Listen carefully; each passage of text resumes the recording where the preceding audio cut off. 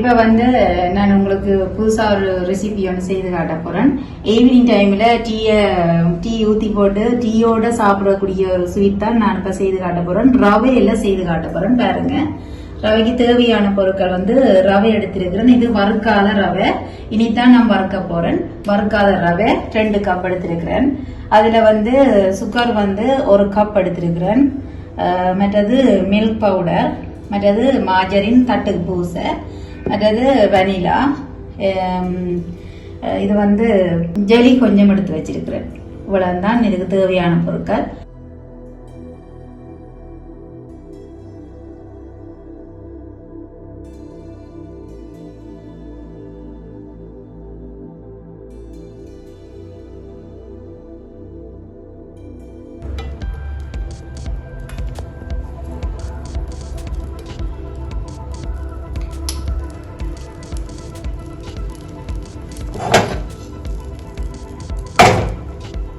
வந்து இப்போ ரவை போட போறேன்.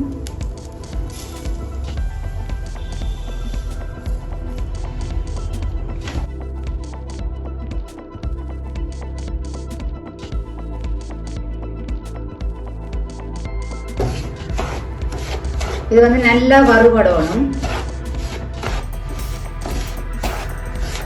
வறுபடக்கும் நான் நல்லா சொல்லிட்டே இருக்கணும், அல்லது கறி பிடிச்சிடும்.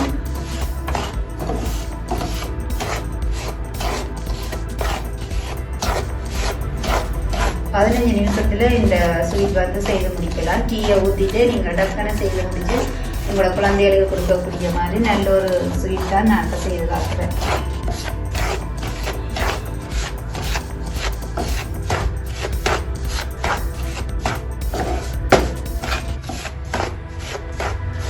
எல்லாம் வறுபட்டு வந்திருக்கு. இப்போ நான் இதை இறக்கி வச்சுட்டு நான் மற்ற கலரியை நான் கலக்க போறேன். இது இப்ப நல்லா வறுபட்டு வந்திருக்கு. பாருங்க, நல்ல ஒரு வாசம் வந்து வரும். வறுத்து வேற கொஞ்சம் வாசம் வரும். அந்த டைம் நீங்க இறக்கி வச்சிடணும், அல்லது கறிக்கிடும்.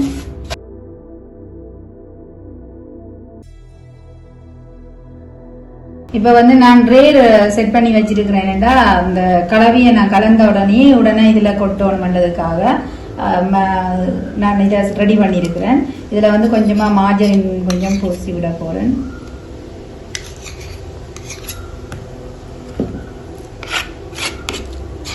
ஒட்டாம இருக்கிறதுக்காக.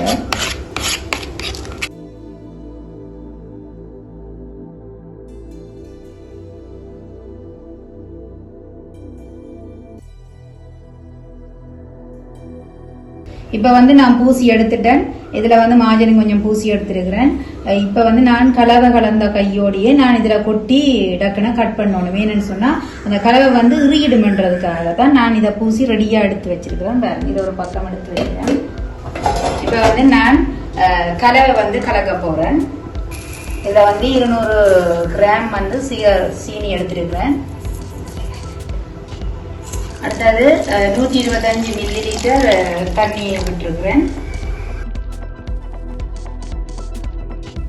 இதுல வந்து வெனிலா எசன்ஸ் விடுறேன். 1.5 தேக்கரண்டி, 2.5 தேக்கரண்டி மில்க் பவுடர், கொஞ்சமா சிறிதளவு உப்பு சொட்டு சேர்க்கிறேன். இப்போ வந்து இதை நல்லா கலந்து கொள்ளணும். நல்லா கலந்து கொள்ளணும். அடுத்தது கலரி, கொஞ்சமா கலரி சொட்டு சேர்க்கிறேன். கொஞ்சமா கலரி சேர்த்திருக்கிறேன்.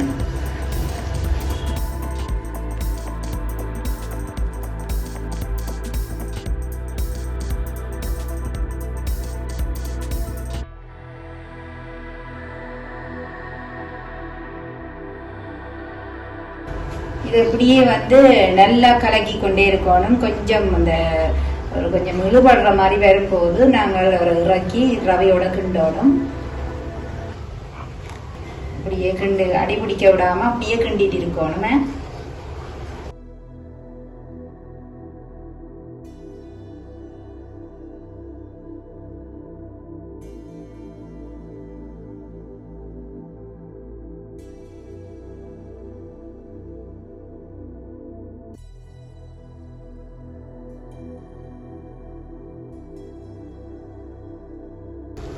இப்போ வந்து கொஞ்சம் பதத்துக்கு வந்துட்டு பாருங்க, குமிழி வருது. இந்த குமிழி வர்ற டைம் கொஞ்சம் விட்டுட்டு இறக்கிட்டு நாங்கள் ரவியோட கலக்க போகிறோம். பாருங்க, ஒரு பதத்துக்கு வந்துட்டு தண்ணி பதத்துல இல்லாம ஒரு இறுகின பதத்துக்கு வரணும். அப்பதான் இந்த ரவியோட கலவட்டு இறுகி வரும்.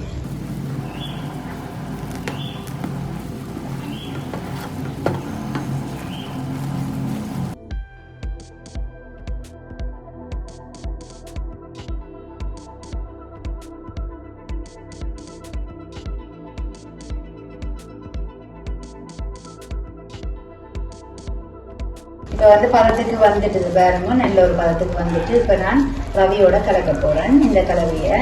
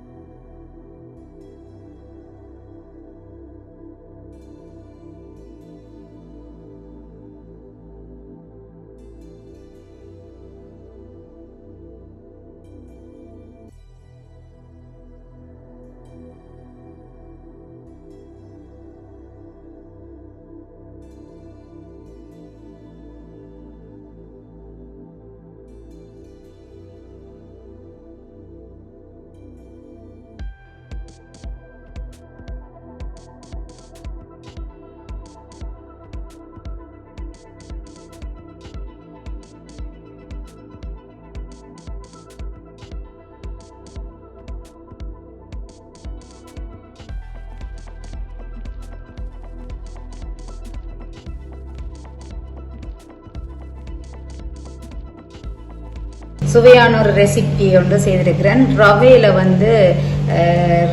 வந்து ஒரு ஸ்வீட் ஒன்று செய்திருக்கிறேன். பாருங்க, இவ்வளவு ஒரு வடிவம் இருக்கு.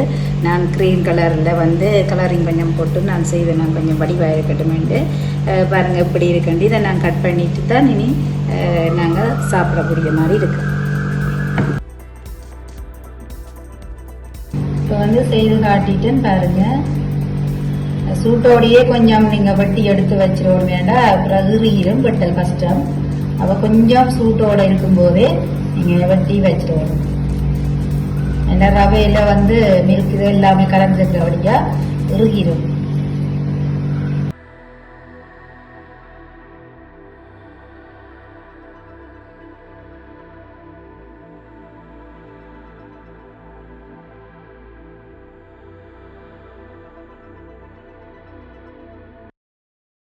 இப்ப வந்து செய்து காட்டிட்டேன் பாருங்க இப்படி இருக்குன்னு, இன்னொரு அழகா இருக்குன்னு. நான் இப்ப சாப்பிட்டும் பார்த்தேன்னா அவ்வளோ ஒரு டேஸ்டா இருக்குது. 10 நிமிஷத்துல இதை ரெடி பண்ணினான். நீங்களும் வீட்டை ரெடி பண்ணி பாருங்க. ரெடி பண்ணிட்டு நீங்கள் எனக்கு கமெண்ட் பாக்ஸ்ல பதிவிடுங்க.